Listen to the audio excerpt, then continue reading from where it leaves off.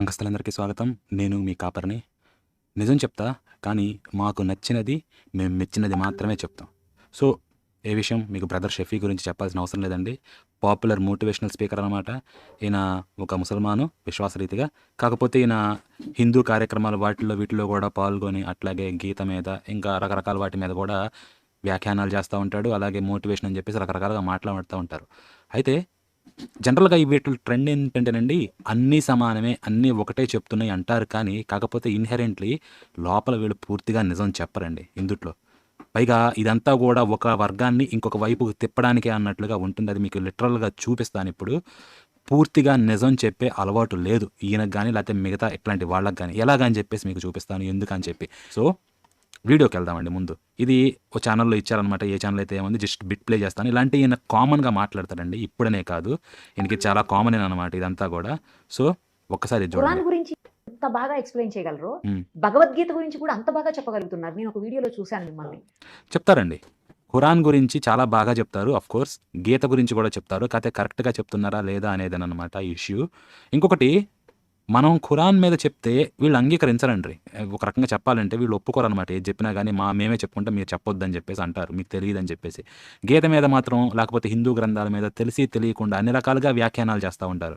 Details లోపలికి చూడండి మీరు ఎట్లా వక్రీకరిస్తారు ఏంటా అని చెప్పేసి. అన్నీ హిందువుల్ని ఇటు ముస్లిమ్స్‌కి గానీ, లేకపోతే ఇంకా రకరకాలుగా ఇటు మతం మార్చడానికి అన్నట్లుగా ఉంటుంది. ముందు వీళ్ళని న్యూట్రల్ చేయాలి. ఆ తర్వాత వేరే వైపుకి లాగొచ్చు అనే రీతిలో ఉంటుంది. నేను ఊరికే అనట్లేదండి. మీకు చూపిస్తాను ఎందుకా అని చెప్పేసి. వినండి. చాలా ఇన్స్‌పిరేషనల్ వీడియో అని నేను ఇప్పటికీ మర్చిపోను. నాకసలు ఆ వీడియో అయితే చాలా ఇన్స్‌పిరేషనల్ వీడియో అని నేను ఇప్పటికీ మర్చిపోను. నేను ఎప్పుడో 4, 5 ఇయర్స్ బ్యాక్ చూసిన వీడియో అది. నాకెవరో సెండ్ చేశారు. హ్మ్. అది చిన్న బిట్టే ఉంది అందులో. కానీ ఖురాన్‌ని సేమ్ టైమ్ భగవద్గీతని రెండిటిని పోలుస్తూ రెండిట్లో ఉన్న మంచితనాన్ని, గొప్పతనాన్ని మాత్రమే తీసుకోండి అని చెప్పే వీడియో అది. అవునండి. కరెక్టే. కాకపోతే మీరు గమనించండి, రెండిట్లో ఉన్న మంచితనము, గొప్పతనము అనేది ఏది జెప్తారు? మా మంచి, మా గొప్పతనం మేమేదైతే మెచ్చామో, అలాంటి గొప్పతనమే మీ దాంట్లో కొద్దిగా ఒక చోట ఇలా చెప్పుంటే దాన్నే ఒప్పుకుంటాము. అదే గొప్పతనం ఇంకోలా చెప్పుందనుకోండి, మేము ఒప్పుకోం. గొప్పతనం ఉంది, మేము మెచ్చింది, మేము లేపోతే మా మతం ఒప్పుకున్నది. అలాంటి గొప్పతనం, అలాగే చెప్పబడిన గొప్పతనాన్ని మాత్రమే మేము అంగీకరిస్తాం గానీ, ఇక దాని కించిత్ పక్కకు జరిగినా మేము అంగీకరించం. చూడండి ఇప్పుడు ఈయనే చెప్తాడు. ఎక్కడి దాకా ఎందుకు అలా అవునండి అన్నారు కదా! ఈయన మాటేనండి. మాత్రమే తీసుకోండి అని చెప్పే వీడియో అది. అవునండి. యాక్చువల్‌గా ఏంటంటే, ధార్మిక గ్రంథాలు ఇస్తున్న సందేశం ఒకటే కదండీ! Of course. ఇప్పుడు అది ఆఫ్‌కోర్స్. ఇన్నారా?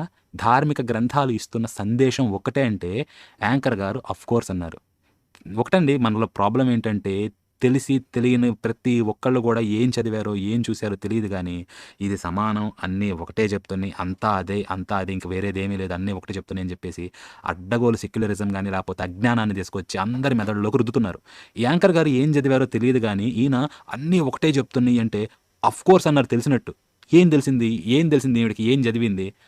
మీరు చెప్పండి. ఈ వీడియో గనక చూస్తుంటే మీరు ఆలోచించండి వీడియో చూసేసరికి. అన్నీ ఒకటే చెప్తున్నాయా లేదా అని చెప్పేసి డిఫరెన్సెస్ నేను చూపిస్తా. డిఫరెన్సెస్ నేను చూపించడమే కాదు, ఈ షఫీ గారికి ఛాలెంజ్ వేస్తాననమాట. ఈయన చెప్పిన మాట ఈవిడ ఆఫ్‌కోర్స్ అంది కదా! దాన్ని నిజమయ్యేలాగా ఇదే ట్రూత్‌ని దాని యొక్క ఇంకొక ఫేస్‌ని నేను చూపిస్తాను. దాన్ని ఈయన ఒప్పుకుంటాడా? సస్సేమిరా ఒప్పుకోడు. ఛాలెంజ్ చేస్తానండి ఈయనకి. చూడండి మీరు. కాకపోతే ఈయన చెప్పడం సరే, ఆవిడ ఆఫ్‌కోర్స్ అనడం సరే. ఆఫ్‌కోర్స్ అంటే వినండి ఇంకోసారి. ఉపనిషత్తులైనా, భగవద్గీత అయినా, ఇటు ధార్మిక గ్రంథాలు ఇస్తున్న సందేశం ఒకటే కదండీ! Of course. ఆ! అది వేదాలు అయినా, ఉపనిషత్తులైనా, భగవద్గీత అయినా, ఇటు బైబిల్ అయినా, ఖురాన్ అయినా. ఎన్ని గ్రంథాలు చెప్తున్న సందేశం ఏంటంటే సో, ఏందనుకుంటున్నారు సందేశం? వేదాలైనా, భగవద్గీత అయినా, ఖురాన్ అయినా, బైబిల్ అయినా ఏదైనా అన్నీ ఒకటేనంట సందేశం ఇస్తుంది. అవునా? రియల్‌గా. కాదు. ఈయన జోక్ చేస్తున్నాడండి నా ఉద్దేశంలో. ప్లెయిన్ జోకింగ్ అనమాట. 2 ఒకటే చెప్పట్ల. నక్కకి, నాకలోకానికి ఉన్నంత డిఫరెన్స్ ఉంది గ్రంథానికి గూడా. ఓకే. కాకపోతే ఈయన ఏం చెప్తాడో తెలుసా? ఒక్కటే చెప్తుందని చెప్పి చెప్తాడండి. కామనాలిటీ ఉంది ఒక చోట, ఒక పాయింట్‌లో. కానీ ఆ పాయింట్ కూడా ఈయన పూర్తిగా చెప్పడనమాట. ఓకే. ఒక్కటుందంటున్నాడు కదా! ఏంటో చూడండి. ఖురాన్ అయినా. ఎన్ని గ్రంథాలు చెప్తున్న సందేశం ఏంటంటే, మానవులందరూ ఒకే తల్లిదండ్రి సంతానం అని. ఇప్పుడు మీరు ఆ! మానవులందరూ ఒకే తల్లిదండ్రి సంతానం అని జెప్పేసి అంటున్నారు. ఇదే గదా ఇస్తుంది సందేశం. ఎవరా తల్లిదండ్రి? చూడండి. ఓకే. వీళ్ళ పుస్తకంలో ఉన్న తల్లిదండ్రులు చెప్తాడు అంతే. మిగతా చోట్ల ఉందా లేదా అని కాదు, మీకు చూపిస్తానుగా చూడండి. ఒకే తల్లిదండ్రి సంతానం అని. ఇప్పుడు మీరు నేను ఎవరు? మీ నాన్నగారు ఎవరైతే హ్మ్. ఉన్నారో మీ ఓకే. నాన్నకి నాన్నకి నాన్నకి నాన్నకి నాన్నకి నాన్నకి నాన్నకి నానే మా నాన్న కూడా. అంటే హ్మ్. ఒకే తండ్రి కదా! అంటే ఒకే తండ్రి పిల్లల మీరు నేను. ఇప్పుడు అందుకే నేను మీకు బ్లడ్ డొనేషన్ ఇవ్వచ్చు. మీరు నాకు బ్లడ్ డొనేషన్ ఇవ్వచ్చు. ఆ! లేదండి. ఎవరు పడితే వాళ్ళు, ఎవరికి పడితే వాళ్ళకి బ్లడ్ డొనేషన్ ఇవ్వకూడదు. ఇంకొక కాన్సెప్ట్ ఏంటంటే, ఒకే తల్లి, ఒకే తండ్రి నుంచి వస్తే బ్లడ్ గ్రూప్ జనరల్‌గా పేరెంట్స్ బ్లడ్ గ్రూపే పిల్లలు ఇన్‌హెరిట్ చేసుకుంటారనమాట. ఓకే. ఇప్పుడు బయట ఇట్లాగే ఏందంటే ఒక ఫేమస్ కేస్ ఉంది యూఎస్‌లో. ఒక అతనికి 5 పిల్లలనమాట. అయితే బాగానే జరుగుతుంది ఫ్యామిలీ అంతా గూడా. తర్వాత ఒకప్పుడు పిల్లవాడికి యాక్సిడెంట్ అయింది. యాక్సిడెంట్ అయినప్పుడు తర్వాతేందంటే, "ఈ పిల్లవాడికి నా బ్లడ్ ఇస్తాను" అంటే, "బ్లడ్ ఇవ్వడం కుదరదండి. మీ బ్లడ్ మ్యాచ్ కాదన్నాడు." "అదేందయ్యా నా కొడుకే కదంటే" "లేదండి మ్యాచ్ కావట్లేదని" చెప్పేసన్నారు. తల్లి బ్లడ్ గ్రూప్ కూడా వచ్చినట్లేదు. విషయం ఏందంటే, ఇతనికి పుట్టిన 5 పిల్లలు గూడా ఇతనికి పుట్టలేదనమాట. వేరే ఉన్నాడు ఆ వీధి చివరోడు. వాడికి పుట్టారు.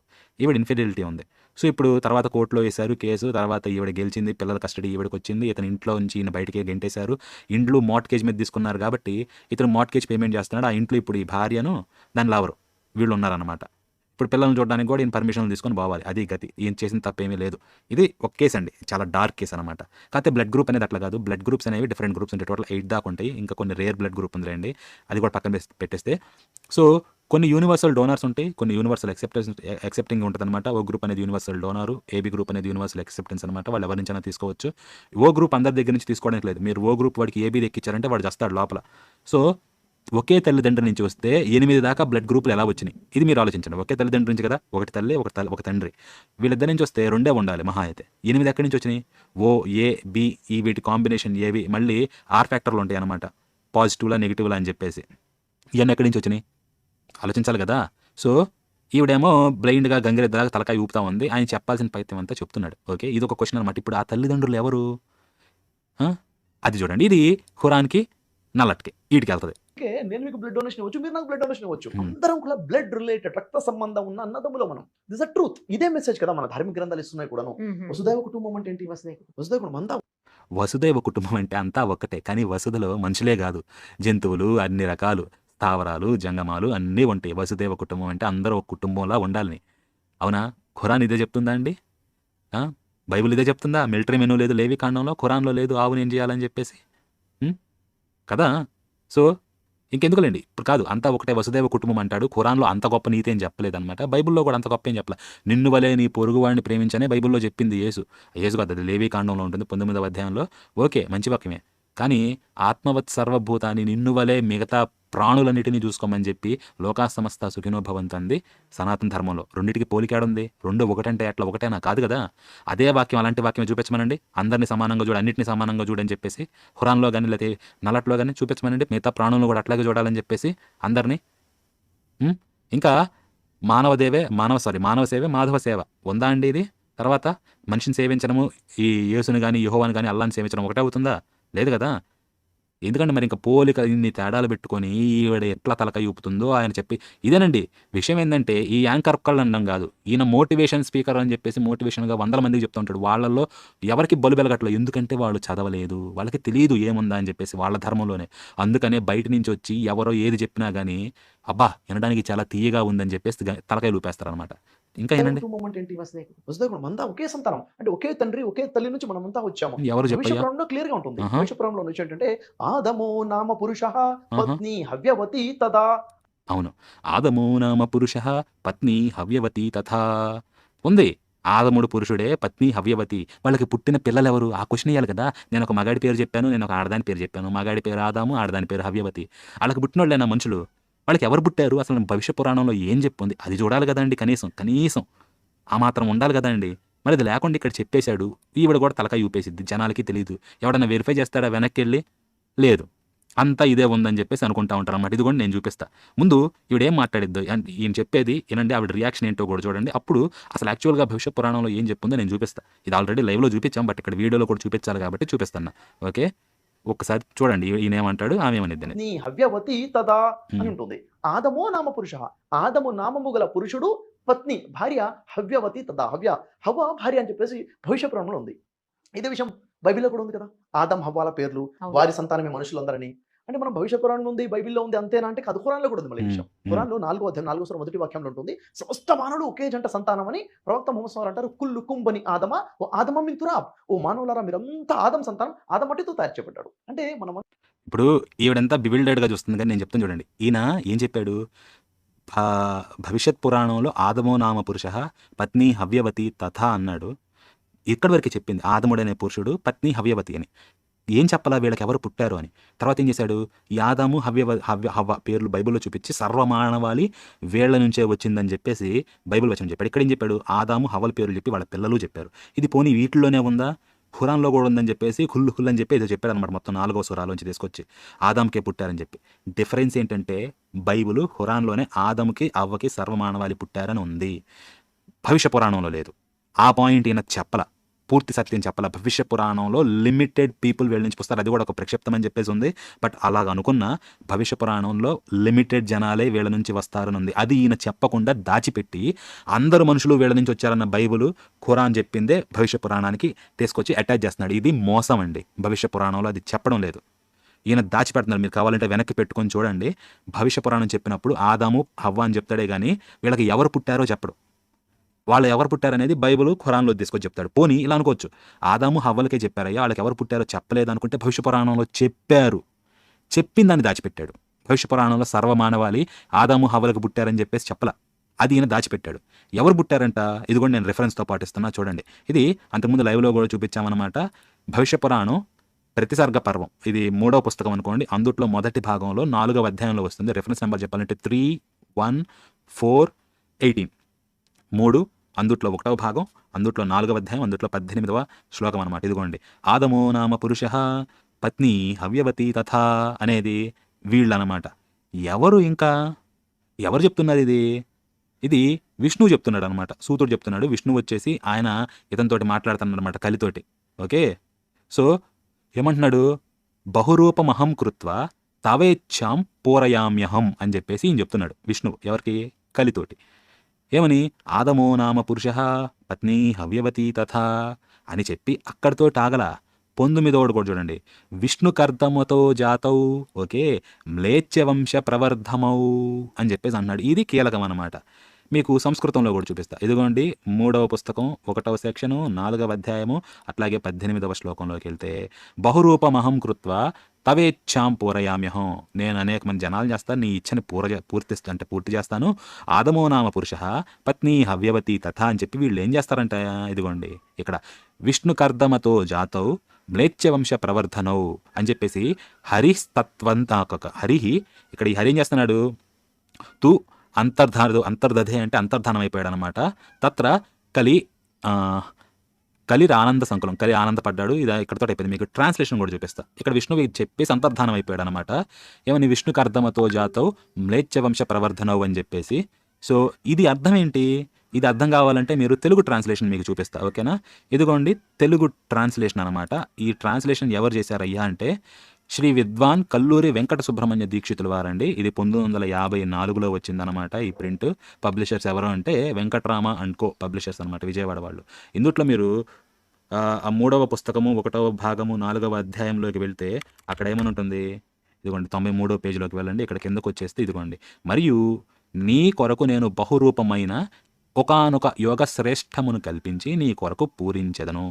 ఆదముడనేడి పురుషుడు భార్య హవ్యవతి అను భార్యయు విష్ణుకర్దముని వలన జనించి మ్లేచ్ఛవంశ వృద్ధి చేయుదురు అని తెలిపి హరి అంతర్ధానమందెను, కలి ఆనంద సంకులుడయ్యను. ఇదండి ఇక్కడ ఉంది. బైబుల్ ఖురాన్ ఏం చెప్తుంది, సర్వమానవాళి వీళ్ళ నుంచి వచ్చిందంటే భవిష్య పురాణం ఏమని చెప్తుంది, ఒకవేళ ఇది ప్రక్షిప్తం కాదనుకున్నా ఆదముడు హవ్యవతి ఉన్నారయ్యా, కానీ వాళ్ళకి ఎవరు పుడతారు, మ్లేచ్ఛులు పుడతారు, మ్లేచ్ఛ వంశాన్ని వీళ్ళు పెంచుతారు అని చెప్పేసి ఇక్కడ రాసుకున్నాడు భవిష్య పురాణంలో. రైట్, ఎవరు పెట్టారో కానీ ఈ వచనాన్ని తీసుకొచ్చి వాళ్ళు ఇట్లా పెట్టారనమాట. ఇది తీసుకొచ్చి మన షఫీ గారు ఏమంటున్నారు, భవిష్య పురాణంలో ఆదముడు హవ్యవతి ఉంది, మానవ వాళ్ళందరూ వీళ్ళ నుంచి వస్తారని బైబుల్ ఖురాన్ చెప్పేసింది, భవిష్య పురాణం అన్నీ ఒకటే చెప్తుంది అంటారు. ఇది మొదటి మోసం అనమాట. ఇట్లాంటి ఈయన అనేకం చేశాడులేండి. అర్ధ సత్యం చెప్పడం కూడా మోసమేనండి, ఎదుటోళ్ళని పూర్తిగా చెప్పకుండా వంచన చేయడం అవుతుందన్నమాట ఇది కూడా. ఓకే, సో ఇప్పుడు ఇదంతా ఈవిడేంటంటే పాపం ఈవిడ చదవలేదు కదా, ఈవిడికి ఏం తెలియదు అనమాట. పోనీ క్రాస్ చెక్ చేస్తారంటే తెలియదు, ఈమె వ్యూవర్స్ చేస్తారంటే తెలియదు, ఈయన మోటివేషనల్ లిజనర్స్ చేస్తారా అంటే అది వాళ్ళు చేయరు. ఎవరు చెక్ చేయకుండా చెప్పింది ఇది ఫేస్ వాల్యూలో తీసుకుంటున్నారు అనమాట. అందుకని సబ్టర్ఫ్యూజ్ లోపల ఏమేం చెప్పాలనేది ఈయన ఏం జనాల్లోకి ఎక్కిస్తున్నాడో చూడండి. ఎంట్రీ పాయింట్ అండి ఇదంతా కూడా. ఒక రిలీజియన్ని బ్రేక్ చేయాలంటే ఆ రిలీజియన్కి మా దానికి కామనాలిటీస్ ఏమున్నాయా అని చెప్పి, ఇదిగో ఇది కామన్గా ఉంది, రెండో ఒకటే చెప్తుంది అని కామన్ పాయింట్ చూపించి ఆ కామన్ పాయింట్ ద్వారా అవతల రిలీజియన్కి బ్రిడ్జ్ వేసి లేకపోతే గ్యాప్ ఓపెన్ చేసి దాంట్లోకి ఎంటర్ అయ్యి వాళ్ళ బిలీఫ్స్ని కానీ వాటన్నిటిని పక్కకు తిప్పుతారు. ఇది కన్వర్జన్ యొక్క స్ట్రాటజీ అనమాట. బ్రెయిన్ వాషింగ్ స్ట్రాటజీ కూడా ఇంతే. ఎంట్రీ పాయింట్ కావాలి ఫస్ట్ ఆఫ్ ఆల్. 4 పాయింట్లో చెప్పొచ్చండి. మీరు ఎదుటి వాళ్ళని బ్రేక్ చేయాలి అనుకుంటే, వాళ్ళ బిలీఫ్ని కానీ లేకపోతే వాళ్ళ ఫ్యాక్ట్స్ని కనుక మీరు వంకర్ చేయాలంటే 4 పాయింట్ అప్రోచ్ ఉంటుంది. ఇది నేను చేజ్ హ్యూస్ అని చెప్పేసి ఉంటాడు ఒక ఆయన, బిహేవియరల్ ఎక్స్పర్ట్ అనమాట. ఆయన చెప్పాడు. ఆయన ఏమని చెప్పాడంటే, మీరు ఎదుటి వాళ్ళ పర్స్పెక్టివ్ కానీ ఇదంతా మార్చాలి అంటే డైరెక్ట్గా మీరు చెప్తే వినరు. మీరు ఫస్ట్ 4 పాయింట్ అప్రోచ్ ఉండాలన్నమాట. ఫస్ట్ వాళ్ళ ఎక్స్పెక్టేషన్ని మీరు బ్రేక్ చేయాలి, ఆ తర్వాత వాళ్ళ బిలీఫ్ని బ్రేక్ చేయాలి, ఆ తర్వాత వాళ్ళ పర్స్పెక్టివ్ని బ్రేక్ చేయాలి. అప్పుడే మీరు వాళ్ళ ఫ్యాక్ట్స్ని, వాళ్ళు ఏదైతే ఫ్యాక్ట్ అనుకుంటున్నారో దాన్ని మీరు బ్రేక్ చేయగలరు. వీళ్ళు ఎక్స్పెక్టేషన్ అన్నీ ఒకటే చెప్తున్నాయి, ఖురాన్ ఇదంతా కూడా చెప్తుంది, ఆదాము హవ్యవతి అని చెప్పేసి. వీళ్ళు అప్పటిదాకా రకరకాలుగా ఉన్నాడు, వాళ్ళ ఎక్స్పెక్టేషన్ని మారుస్తారు. ఆ తర్వాత తీసుకొచ్చి అందరూ ఒకళ్ళే చెప్తున్నారు అని చెప్పేసి వేరే వేరే ఎగ్జాంపుల్స్ తీసుకొచ్చి వాళ్ళ బిలీఫ్ని మారుస్తారు, వాళ్ళ పర్స్పెక్టివ్ మారుస్తారు అనమాట. వేరే వాళ్ళు ఇది చెప్పారని. తర్వాత ఏమవుతుంది, వీళ్ళు అనుకుంటున్న ఫ్యాక్టే మారిపోతుంది. ఓ మేము ఇప్పటిదాకా ఇది అనుకున్నాము, ఇది కాదు ఇదా యాక్చువల్గా అని చెప్పి వాళ్ళు కామనాలిటీస్ చూపించి తర్వాత మరి ఇక్కడ అల్లా అని చెప్తున్నారు, అక్కడ విష్ణు అని చెప్తున్నారు అంటే అదంతా ఫాల్స్ అంటారు. అప్పుడు నమ్మేస్తారనమాట ఇప్పటిదాకా వచ్చిన వాళ్ళు అనమాట. మీరు చూడండి ఇక్కడ ఏం చెప్తాడు, కామన్ పాయింట్ తీసుకున్నాడు కదా ఆదాము హవ్యవతిని, తర్వాత ఎటు వెళ్తుంది చూడండి, ఎటు వెళ్తుందో. సంతానం ఆదమట్టితో తయారు చేయబడ్డాడు. అంటే మనమంతా కూడా ఒకే అమ్మ ఒకే నాన్న పిల్లలము. ఆదాము మట్టితోటి తయారు చేయబడ్డాడు కదా, మరి భవిష్య పురాణంలో దేనితో తయారు చేయబడ్డాడండి? ఒకసారి మళ్ళీ ఇంకోసారి చూడండి. విష్ణుకు అర్ధమునికి జనిస్తారు వీళ్ళు, అవునా?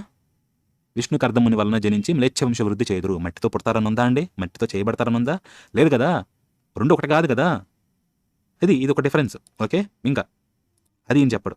కూడా ఒకే అమ్మ ఒకే నాన్న పిల్లలము కాదు. ఒకే రక్తాన్ని పంచుకుని పుట్టిన పిల్లలము కాదు. మతాలు కులాల నుంచి వచ్చాయి. వచ్చాయి. మనం పెట్టుకున్నాం కదా అవి. ఆ. వాస్తవానికి పుట్టినప్పుడు చూసి మతాలు కులాలు మనం పెట్టుకున్నాం అంటున్నాడు కదా అండి. ఈ మాట అనగలడా?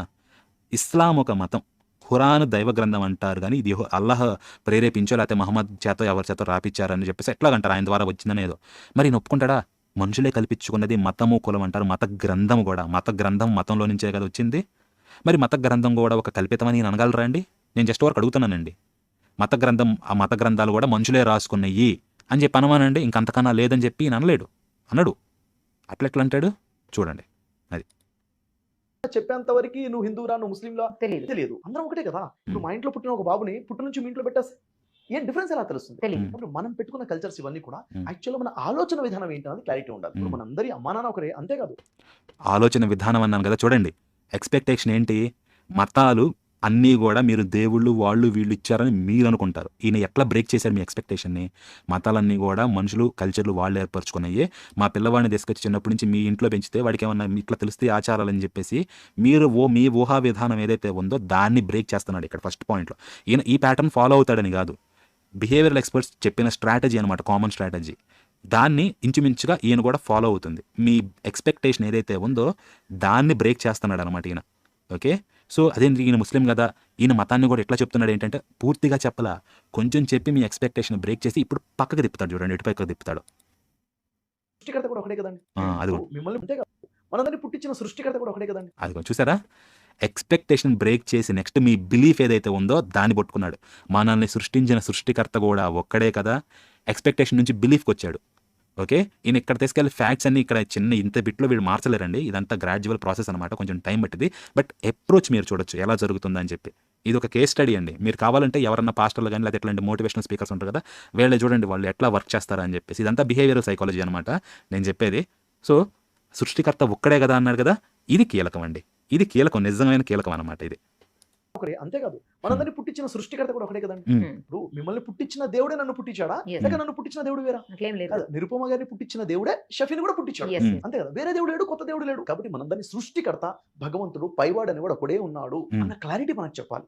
ఇదే ఇప్పుడు మన రాముల వారి జీవితం ఇదే క్లారిటీ మనకి చెప్పాలి అని చెప్పేసి అంటున్నారు కదా. ఈవిడ చూడండి, ఆయన చెప్పే ప్రతిదానికి కూడా ఊ అంటుంది యాంకర్ నిరుపమ గారు. అంటున్నారా? అంటారు, ఎందుకంటే హుక్ చేశాడు ఈయన, ఆవిడ హుక్ అయ్యారు. సో ఇప్పుడు రాముల వారి దగ్గరకు వస్తున్నారు, ఏమంటారో చూడండి. చెప్పాలి. ఇదే ఇప్పుడు మన రాముల వారి జీవితం చూసినా, సాయిబాబా వారి జీవితం చూసినా, Hmm. సబకా మాలిక్ ఏకై అన్నారు కదా సాయిబాబా. రాములు వారిని తీసుకొచ్చాడు, సాయిబాబాని తీసుకొచ్చాడు, సబకా మాలిక్ ఏకైన్ సాయిబాబా వారు అన్నట్టు. రాముల వారితో ఎందుకు జత చేశారు? మరి శ్రీరాముడితో ఎందుకు జత చేశాడండి? ఆయన ఎవరిని పూజించాడు? ఆయన చెప్పింది ఏం చెప్పాడు? యోగ వాసిష్టంలో ఏం నేర్చుకున్నాడు ఆయన? లేకపోతే విశ్వామిత్రుడు ఏం చెప్పాడు ఆయనకి? ఓకే, చివరిదాకా ఆయన చెప్పింది ఏమన్నా ఉందా? దేని గురించి అన్నా ఏమన్నా మాట్లాడాడు ఆయన? సాయిబాబాని రాముడిని పక్కన పెట్టి రాముడు ఏం చెప్పాడో చెప్పకుండా ఇద్దరిని కలిపి సాయిబాబా ఏం చెప్పాడో చెప్తున్నాడు. మీరు ఈయన చెప్పేదాన్ని అనలైజ్ చేస్తే ఈయన యొక్క దాన్ని ఏమంటారంటే ఆ హిపోక్రసీ కానీ లేకపోతే అందుట్లో ఈ ఎదుటి వాళ్ళని ఎట్లా కన్ఫ్యూజన్లో పెట్టాలో లేకపోతే రకరకాలుగా సగమే చెప్పి వాళ్ళ మైండ్ మార్చాలనేది కనిపిస్తుంది. రాముడిని సాయిబాబాని కలిపి సాయిబాబా చెప్పింది మాత్రమే చెప్పాడు. ఎప్పుడో చూడండి, మీకు ఇంకొకసారి పెడతా.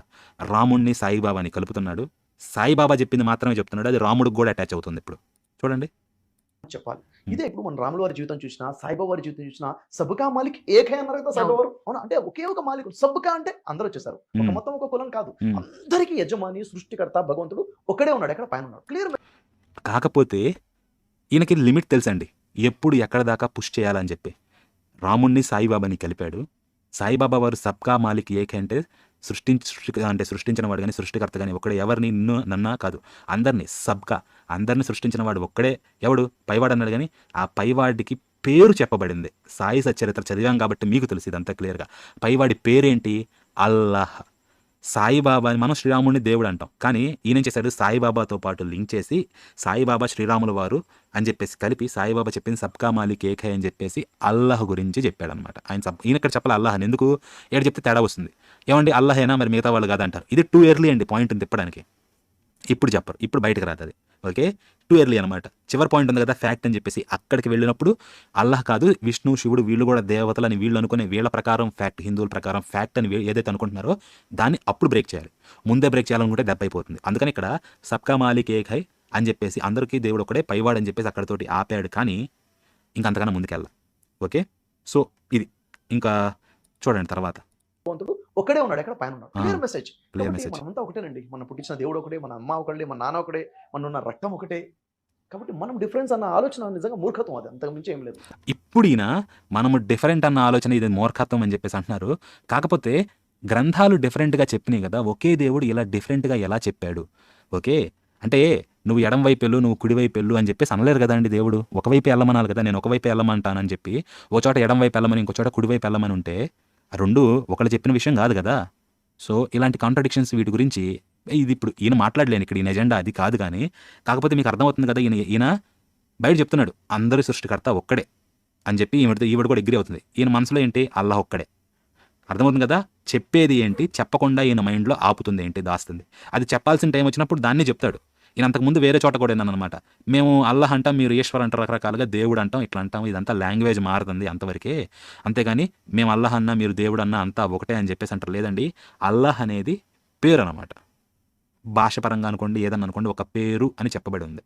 అట్లాగే శివుడికి కానీ విష్ణువులకు కానీ వీళ్ళకి రకరకాల పేర్లు ఉన్నాయి. శివుడు అంటే ఏంటి? శివ అంటే ఏంటి? మంగళకరుడు అర్థం.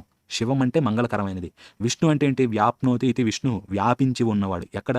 అంతటా, ఆయన కానిదంటూ లేదనమాట, అది విష్ణు. ఓకే, సో మంగళకరుడు, మంగళకరమైనది శివుడు అనమాట. ఇప్పుడు దేవుడు అని పెట్టుకోండి. ఇప్పుడు నేను అన్నాను అనుకోండి దేవుడు శివుడని, ఈయన ఒప్పుకుంటాడా? లేదు. అక్కడ కూడా ఒప్పుకోవచ్చు శివుడు దేవుడై అట్లా ఎట్లని చెప్పి. ఇప్పుడు కొంచెం మారుస్తా. ఖురాన్ కానీ ఇదంతా ఏదైతే చెప్పబడి ఉందో ఖురాన్లో దేవుడు, ఆ దేవుడు శివుడు అంట, ఒప్పుకుంటారా? ఒప్పుకోరు. అర్థమవుతుంది కదా మీకు. అది వీళ్ళ దగ్గరికి వస్తే వీళ్ళ దాన్ని టచ్ చేద్దాం అనుకుంటే అప్పుడు బయటకు వచ్చింది అనమాట. అక్కడ వీళ్ళు ఎందుకంటే కన్సెషన్ ఏమాత్రం ఇవ్వలేరు. మిగతా వాటిల్లో ఎన్ని కన్సెషన్స్ అన్న ఇస్తారు, ఎంత అన్న అడ్వాంటేజ్ తీసుకుంటారు, కానీ వీళ్ళ గ్రంథం దగ్గరికి వస్తే కన్సెషన్ ఇవ్వలేరు వీళ్ళు. మీరు అక్కడ నిలబెట్టి అడగండి, అప్పుడు ఈ హాఫ్ ఇన్ఫర్మేషన్ ఇవన్నీ బ్రేక్ అయిపోతాయి. వాళ్ళు అప్పుడు అబ్సల్యూట్గా ఖండిస్తారనమాట.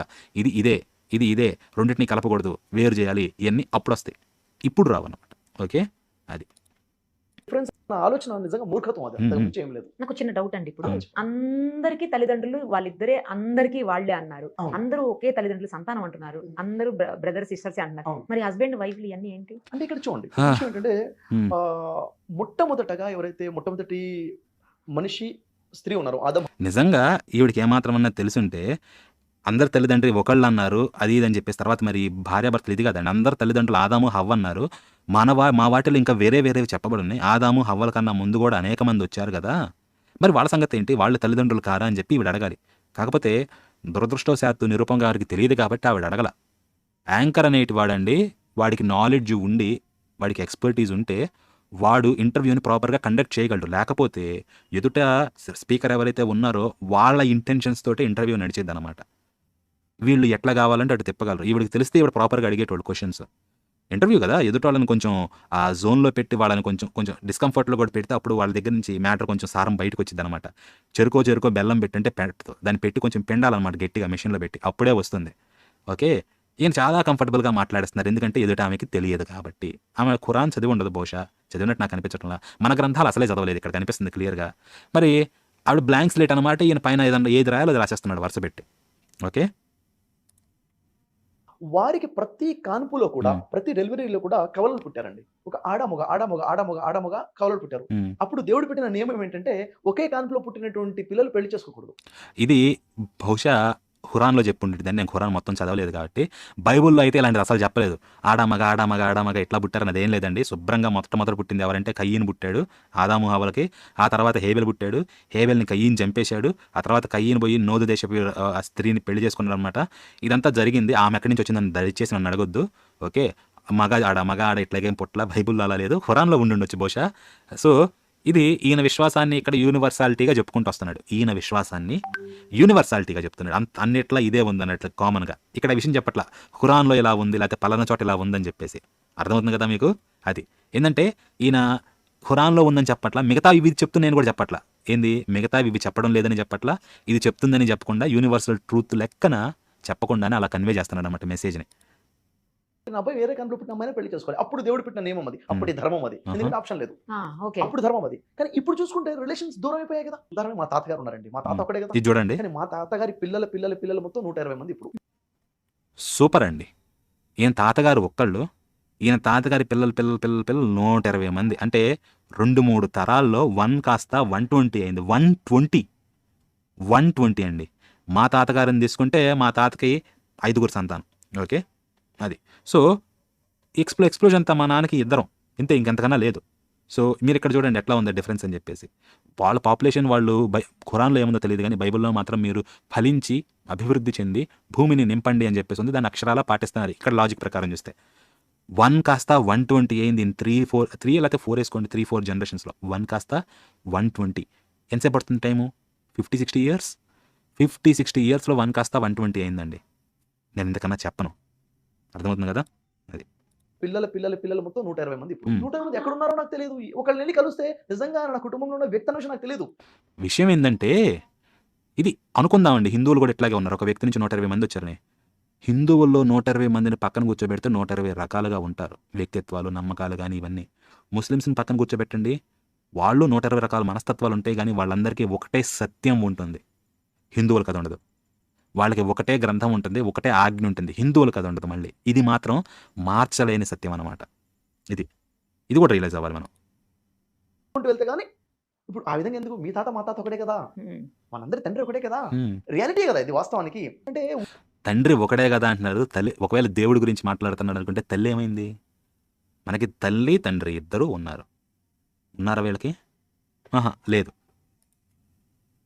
భాషలు మారిపోయే పద్ధతులు కదా ఇది వాస్తవానికి. అంటే ఊర్లు మారిపోయాం, ప్రాంతాలు మారిపోయాం, భాషలు మారిపోయి, పద్ధతులు మారిపోయి, కల్చర్స్ మారిపోయి, దూరం అయిపోయాం. వాస్తవానికి మనంతా ఒకటి. ఒక మనిషి ఇంకో మనిషి ద్వారానే ఇంకో వ్యక్తి పుట్టే విధంగా సిస్టమే దేవుడు పెట్టాడు కదా. ఉన్న విధానాన్ని బట్టి దేవుడు అప్పుడు నియమం పెట్టాడు, ఎవరు మ్యారేజ్ చేసుకోవచ్చు, ఎవరు మ్యారేజ్ చేసుకోకూడదు. ఇప్పుడు ఒక నియమం ఉంది, ఇప్పుడు ఎవరు మ్యారేజ్ చేసుకోవచ్చు, ఎవరు మ్యారేజ్ చేసుకోకూడదు.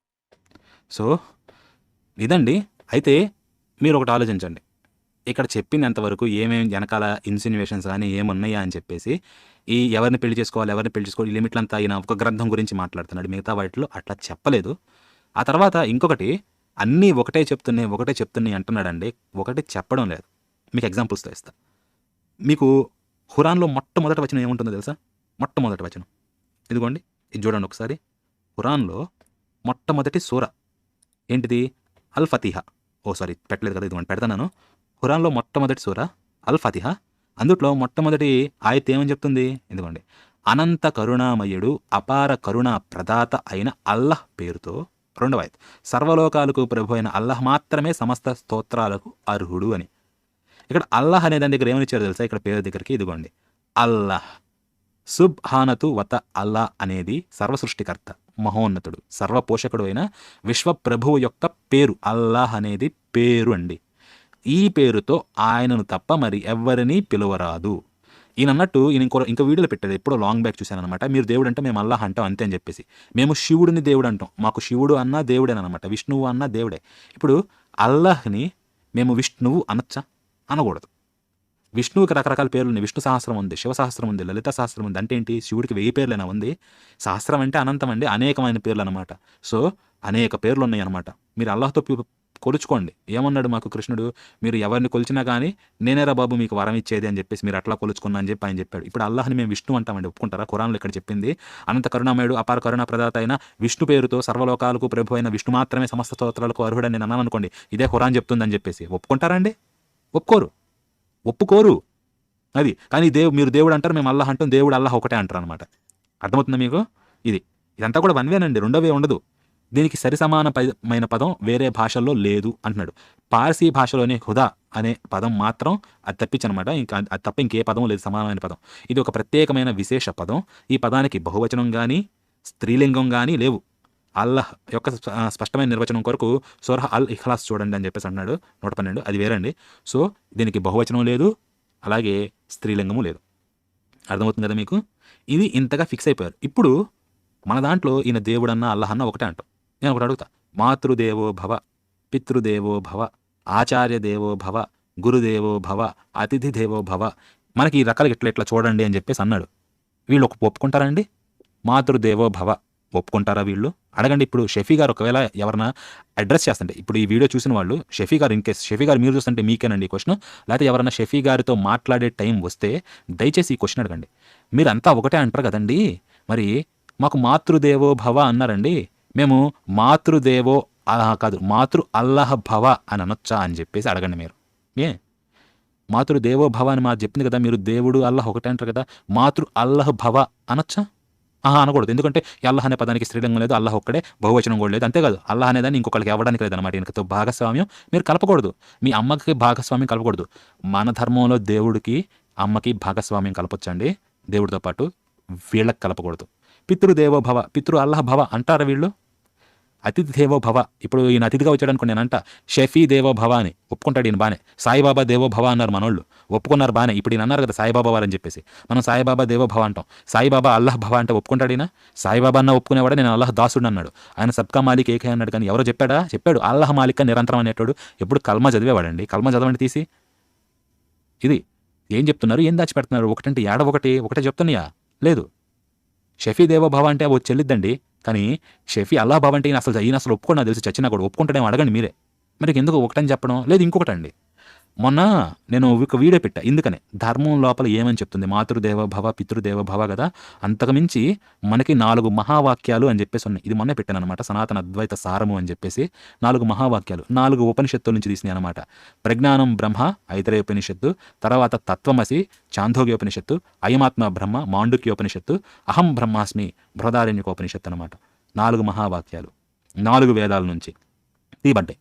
ఏమంటుంది ప్రజ్ఞానం బ్రహ్మ, నువ్వు ఏదైతే తెలుసుకుంటున్నావో, దేని ద్వారా తెలుసుకుంటున్నావో, నీ లోపల ఏదైతే ఉందో అదే బ్రహ్మ, అంటే బ్రహ్మ పదార్థం ఏదైతే ఉందో అదే ఇది అని చెప్తున్నాడు. నెక్స్ట్ తత్వం మసి అంటే ఏంటి, అది ఏదైతే ఉందో అది నువ్వేరా బాబు, అది నీవై ఉన్నావు అని చెప్పేసి, నువ్వు ఏదైతే ఉందో నువ్వు ఇంకొకటి కాదు, అదే నువ్వు అని చెప్పి. మరి మీరు అడగొచ్చు, అదే నువ్వని మీరు అంటున్నారండి, మరి మనకెందుకు తెలియటం లేదని చెప్పి. డిఫరెన్స్ ఏంటంటే తెలుసుకోవాలి, అదే కదా విషయం. మోక్షం అంటే ఏంటి, కొత్తగా ఏదో రావడం కాదు. మోక్షం అంటే నువ్వు ఏంటా అని చెప్పి నీకు అర్థం అవ్వడం, అప్పుడే మోక్షం. అదే జీవన్ముక్తులు. అది బతికొండగానే అర్థమైన వాళ్ళు జీవన్ముక్తులు అన్నమాట, పోయేటప్పుడు అర్థమైన వాళ్ళు మోక్షం పొందినట్టు.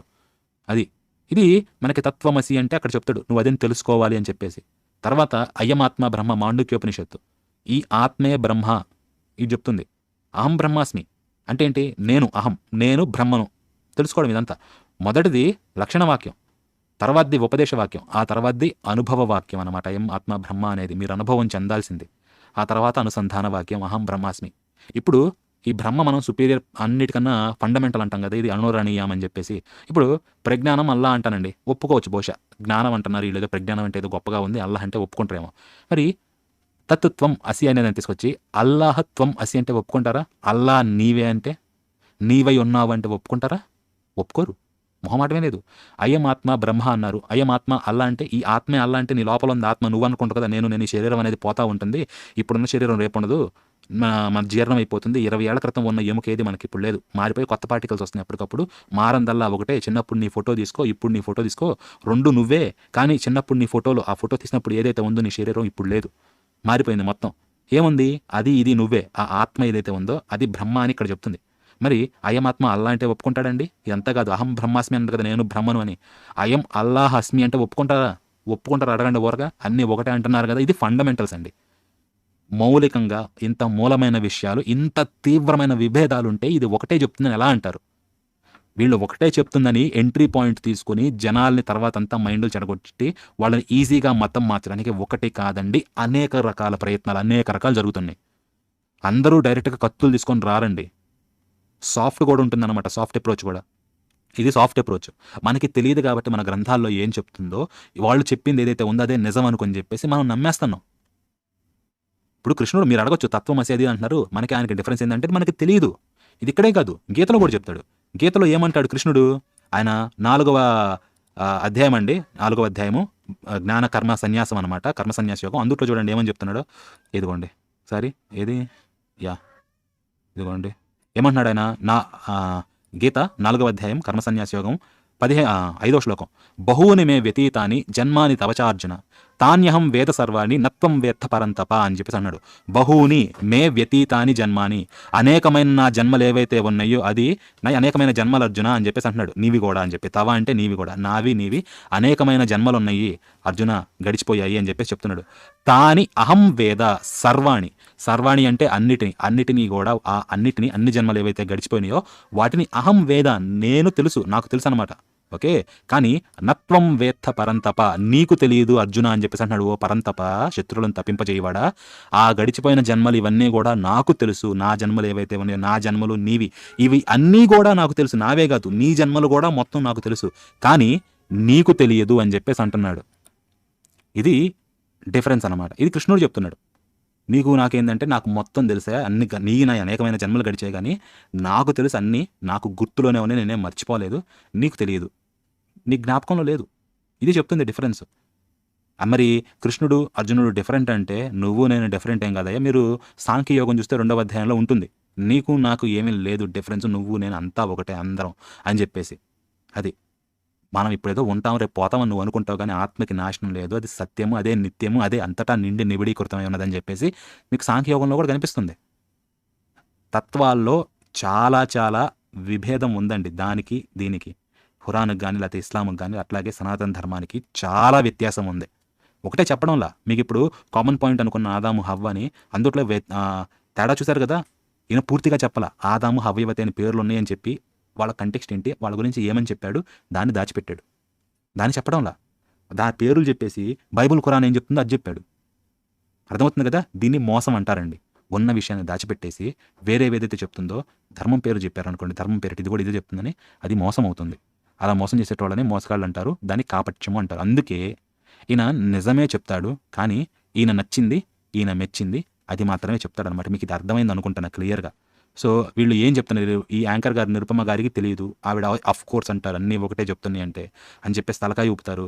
ఏం అడగాలో పాపం ఈవిడ చదివి ఉండదు, ఈవిడికి తెలియదు. కానీ వ్యూవర్స్ మీరు ఇట్లాంటివి చూసినప్పుడు జాగ్రత్తగా ఉండకపోతే మిమ్మల్ని బ్రెయిన్ వాషింగ్ అట్లే చేసేస్తారనమాట, చిటికేసినట్టుగా. ఎక్కువసేపు పట్టదు. నేను ట్రైన్డ్ కాదండి, నాకు ట్రైనింగ్ లేదు ఇట్లాంటి విషయాల్లో. నేను వాళ్ళది వీళ్ళది బుక్స్ చదివి కానీ వాళ్ళు చెప్పినవి విని కానీ నేను అర్థం చేసుకున్న దాన్ని బట్టి నాకు అర్థమవుతుంది. వీళ్ళకి ట్రైనింగ్ ఉంటుంది ఎలా మార్చాలి ఏంటని చెప్పేసి, ఎందుకంటే వీళ్ళ ఎజెండానే అది. సో వాళ్ళు అదే రకంగా కంటిన్యూ అవుతారు. మీరు కనుక అవేర్గా లేకపోతే you cannot defend your self, మీరు అసలు ఏమీ చేయలేరు. ఈవిడ్ని వదలండి ఎట్నే 4 రోజులు వీళ్ళ చేతుల్లో, దెబ్బకి ఈవిడ కూడా మొత్తం మారిపోతుంది. వాళ్ళంత పోటెంట్ అండి, వాళ్ళకంత ట్రైనింగ్ ఉంది. అర్థం చేసుకున్న వాళ్ళు ఇరుక్కుపోతారనమాట. సో ఇంతకన్నా చెప్పాల్సిన అవసరం లేదండి, 4 నిమిషాల వీడియోనే.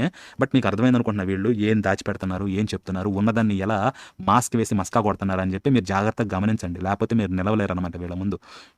సో అదండి, నిజం చెప్తాం, కానీ మాకు నచ్చినది, మేము మెచ్చినది అంతవరకే చెప్తాం అనమాట. మిగతా వాటిల్లో కూడా అదే చూపిస్తాం. మా దానికి వ్యాలిడేషన్, మీ వాటిల్లో ఏ పాయింట్లు అయితే ఉన్నాయో వాటిని తీసుకొని మా గ్రంథానికి వ్యాలిడేషన్ ఇచ్చుకుంటాం. మీ దాంట్లో కూడా ఇది చెప్పుందని చెప్పి మా గ్రంథానికి వ్యాలిడేషన్ ఇస్తాం.